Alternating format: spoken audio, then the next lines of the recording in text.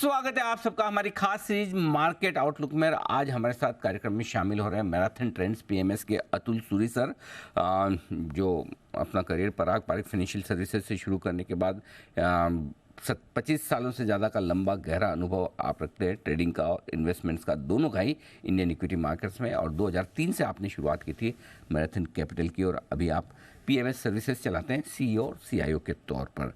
बहुत बहुत स्वागत है अतुल सर आपका। आपसे मैं बाजार का डायरेक्शन लूं उससे पहले मैं आपका काम आसान करना चाहता हूं। हाँ, तो ज़रा सा आप 30 सेकंड का मुझे समय दें और ज़रा सुने ताकि आपको बाजार का डायरेक्शन देने में बड़ी आसानी हो। एक बार मैं आपको कुछ सुनवाना चाहता हूं। जो शेयर पहले ब्रेकआउट होता है वो उस बुल मार्केट का लीडर होता है। तो मुझे भी लगता है कि ये जो 15-20% ग्लोबल बुल मार्केट मुझे दिख रहा है उसमें इंडिया का एक लीडरशिप स्टेटस आज डेमोन्स्ट्रेट कर दिया है और मुझे लगता है कि आने वाले दिनों में भी हमें ये दिखेगा। अगर हम यहाँ से 15% तक देखें तो अबाउट 21,500 का मेरा एक टारगेट आता है। तो आपसे पिछली मुलाकात हुई थी सर 28 जून को। 18,800 18,900 के आसपास निफ्टी था और उस समय आपने 21,000 प्लस के टारगेट दिए थे। बड़ी बात ये नहीं है कि वहाँ से 1,000 पॉइंट ऊपर आ गया है निफ्टी आज जब हम आपसे फिर मुलाकात करें। बड़ी बात है कि उस मूड माहौल में तेज़ी की बात करना बड़ा मुश्किल काम था, आसान नहीं था।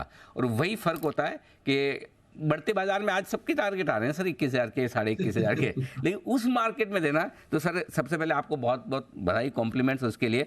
वैसे तो काम आसान हो गया हमें पता है। अब ये बताएं सर, टारगेट जल्दी आ रहे हैं, लेट आ रहे हैं, और अगर इसमें कोई बदलाव है तो वो भी बताइए सर। ये अनिल देखिए, जैसे आपने लास्ट इंटरव्यू बताया जो भी जून जुलाई का था, उसके बाद मार्केट में करेक्शन आया, ठीक है, और ये एक ग्लोबल करेक्शन था। तो जो मैंने बताया जो प्रिंसिपल है वो ज्यादा जरूरी है। टारगेट्स तो जिंदगी में आते रहेंगे। प्रिंसिपल यही है कि भाई जो मार्केट, जो स्टॉक, जो इंडस्ट्री पहले ब्रेकआउट होती है वो लीडरशिप होती है। और दूसरी बात, हमारे मार्केट ने पिछले एक महीने में ये साबित भी कर दिया है कि जो स्ट्रॉन्ग मार्केट होती है वो करेक्ट भी कम होती है। अगर आप देखें तो पिछले मंथ का जो करेक्शन था, जो अगस्त का करेक्शन था, ग्लोबल मार्केट्स में जो मैं बात कर रहा हूं वो जिसका हम एक हिस्सा है, S&P 500 6% करेक्ट हुआ था। इंडियन मार्केट का क्या करेक्शन था? Just about 3-3.5%। तो इस हिसाब से जो हमारी थीसिस है कि बाय स्ट्रेंथ की, वो और स्ट्रांग हो जाती है, क्योंकि जो हमारा करेक्शन भी है, मैं तो इसको टाइम वाइज करेक्शन मानता हूं, ज्यादा प्राइस वाइज करेक्शन हुआ नहीं है। और ये पिछले महीने के करेक्शन में भी आप देखेंगे कि इतने स्टॉक्स लाइफ टाइम हाई करते गए, कितने सेक्टर्स करते ही गए, mid cap large cap life time high करते ही गए। तो फिलहाल अगर हम आज निफ्टी देखें ना, तो ये बहुत एक्चुअल पिक्चर नहीं दे रहा।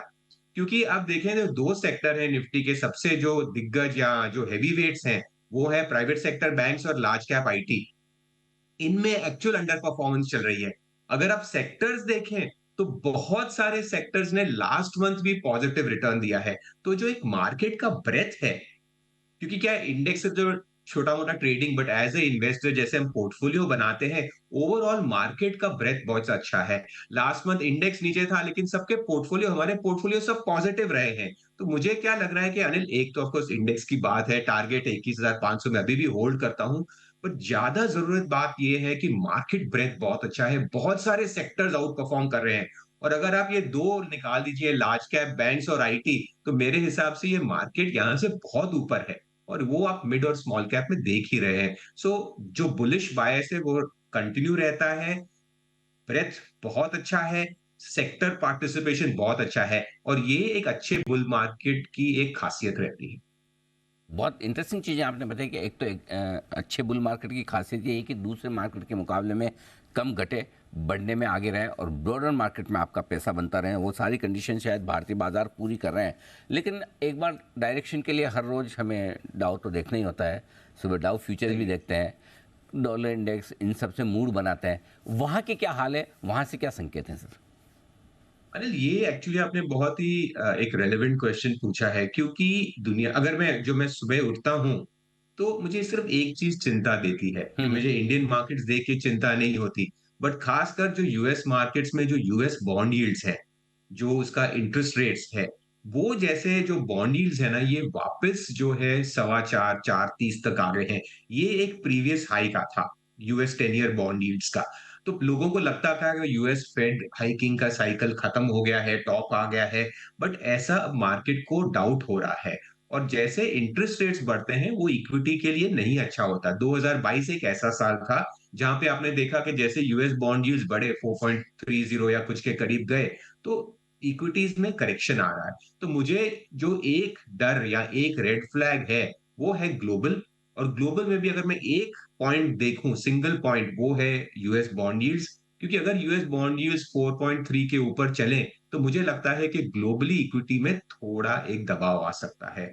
और अगर आप यूएस बॉन्ड यील्ड्स का भी देखें, इनकी भी बढ़त, जो इन्फ्लेशन है, वो है, कमोडिटीज भी बढ़ रहे हैं। जैसे ब्रेंट क्रूड था, जो हम खासकर देखते हैं, अब वो 90 पहुंच गया था, ऑलमोस्ट इट वाज 72 75। तो एक जो बोलते हैं कि एक रेड फ्लैग जो है वो ग्लोबल है। अगर हम डोमेस्टिक इंडेक्सेस देखें, डोमेस्टिक परफॉर्मेंस देखें, तो बहुत अच्छा है। अगर ये यूएस बॉन्ड डील्स यहाँ से रिवर्स होते हैं या कमोडिटीज कूल ऑफ होते हैं, मुझे लगता है हमारा मार्केट एक बहुत स्ट्रॉन्ग अपसाइड ब्रेकआउट करेगा। और ये जो टारगेट वारगेट्स हम की बात कर रहे हैं, ये शायद इसको एक्सीड भी कर जाए। बिल्कुल, तो ये आपके लिए बिल्कुल अमेरिका के बॉन्ड यील्ड्स पर आपको रखनी है नज़र, और वहीं से सबसे बड़े संकेत आते दिखे। एक और संकेत सर, कच्चे तेल को लेकर, क्रूड को लेकर थोड़ी चिंता हो रही है। क्या वाकई में कुछ बड़ी तेजी के लिए तैयार हो रहा है, या जितना भागना था भाग गया, अब रुकेगा? ये एक बहुत क्रूड ना अनिल, हमारे लिए एक बहुत इंपॉर्टेंट कमोडिटी है, देश के हिसाब से भी काफी हमारा इम्पोर्ट बिल क्रूड से है। और दूसरा, बहुत सारी अपनी कंपनीज का रॉ मटेरियल भी जो है इससे लिंक्ड होता है। जैसे पेंट कंपनी है, स्पेशलिटी केमिकल है, एयरलाइन स्टॉक है, तो बहुत सारे इंडस्ट्रीज का जो प्रॉफिटेबिलिटी है वो भी हिल जाता है। तो ये एक इशू है, क्योंकि ब्रेंट क्रूड जो एक 70 75 के करीब था, हमारे लिए काफी ठीक लेवल है। बट 90 के बाद ये अभी ऐसा लगता है कि 100 हो जाए। और अगर आप इसको पढ़ें, इस कमोडिटी को, तो ये ज्यादा डिमांड सप्लाई से नहीं, बट ये खास कार्टेलाइजेशन होता है। ये ओपेक प्लस और खासकर सऊदी अरेबिया इसका मुख्य लीडर है। तो आप देखेंगे कि ये लोग इसको कार्टेलाइज करके और इसको ऊपर बढ़ाने की कोशिश करते हैं। बट मुझे पर्सनली लगता है कि अनिल, ये जो भाव है ये ज्यादा यहाँ सस्टेन नहीं करेगा। क्योंकि जब कार्टेलाइजेशन होती है, वो उसका एक्चुअल लेवल नहीं होता। और जब ये कार्टेलाइजेशन टूटती है, बहुत बार कमोडिटी शार्पली गिर जाती है। तो यस, आज क्रूड के भाव ऊपर है, और भी बढ़ सकते हैं, 100 तक भी जा सकते हैं। बट मुझे लगता है कि ये एक भाव कार्टेलाइजेशन के कारण है।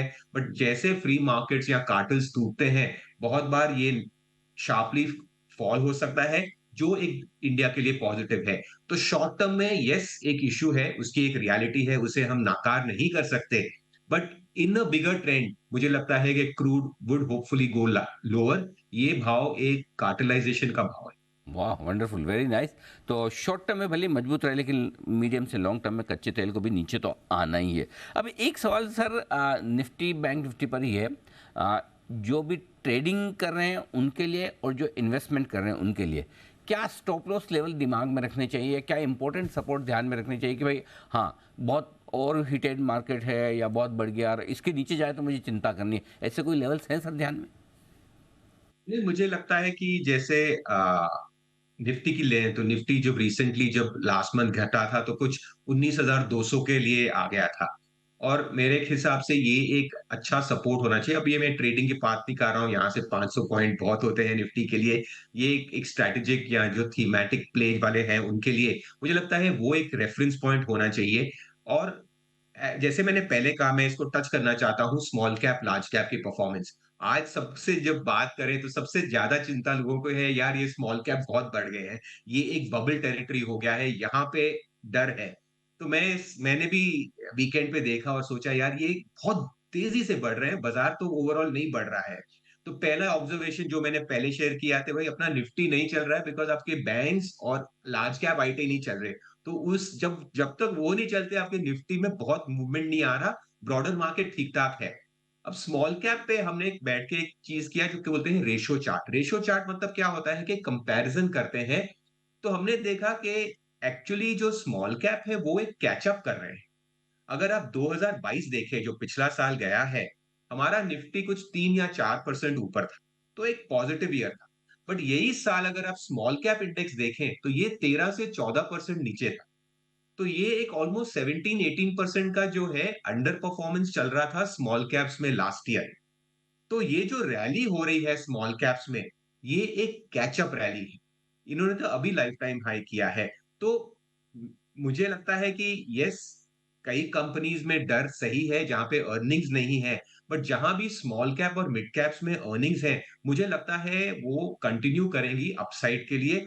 तो एक ब्लैंकेट कि भाई स्मॉल कैप में बबल है या मिड कैप में बबल है, मुझे लगता है ये सही नहीं है। इनफैक्ट ये सेक्टर्स ने बहुत अंडर परफॉर्म किया था लास्ट ईयर। ये तो उसका कैच अप कर रहे हैं। और एज एन इन्वेस्टर अगर हमको उसमें अपना रिस्क कंट्रोल करना है, आप देखिए कि जहां भी अर्निंग्स है वहां पे जाइए, क्योंकि उन स्पेसेस में भी बहुत अच्छी अच्छी अर्निंग्स आ रही है।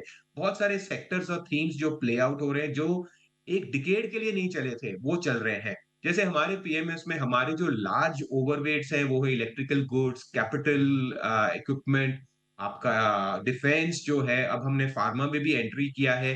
तो आप देखेंगे ये 10-10 साल सेक्टर नहीं चले थे, और अब इनका जो टर्न आया है, ये रैली 1 साल, 1.5 साल में ऐसे खत्म नहीं होती। जब 10 साल की अंडर परफॉर्मेंस होते हैं, बेसिंग आउट फॉर्मेशन होती है, ब्रेकआउट्स होते हैं, ये मुझे लगता है काफ़ी साल चलते हैं। और इसीलिए हमने तो इनमें काफ़ी ओवरवेट जो है, जो सिंपलिसिटी में बताऊँ कि इंस्टेड ऑफ एक्सपोर्ट ड्रिवन और एक्सटर्नल फेसिंग, हम एक्चुअली अब फोकस कर रहे हैं इंटरनल फेसिंग, मैन्युफैक्चरिंग, इंजीनियरिंग और कंजम्पशन रिलेटेड। बिकॉज़ आप और हम देखते हैं कि अगर ये इंडिया का डिकेड है, तो आई थिंक सबसे ज़्यादा अपॉर्च्युनिटी हमको वो कंपनी जो इंडिया में सप्लाई करती हैं, उसमें ज़्यादा दिखता है। बिल्कुल परफेक्ट। तो इंडिया से रिलेटेड स्टॉक्स और सेक्टर्स पर फोकस करें जिसमें capital goods, engineering, domestic facing industries जो है वहाँ पर आपको पॉजिटिव रहना है, सावधानी रखनी है लार्ज कैप आईटी और प्राइवेट बैंक्स में, ऐसा मानना है अतुल सर का। सर बहुत बहुत धन्यवाद आपका, आपने समय भी या दिया, विस्तार से पूरी बातचीत की और आगे का डायरेक्शन हमारे दर्शकों को दिया। Thank you so much sir.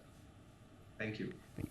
Atul Suri साहब बताते हुए मैराथन ट्रेंड्स के बाजार के लिए बड़े टारगेट्स 21,500 के और हाल ही के जो लो बने 19,200 300, उसको आप एक स्ट्रॉन्ग सपोर्ट मानकर चलें, ये उनकी तरफ से राय आती है।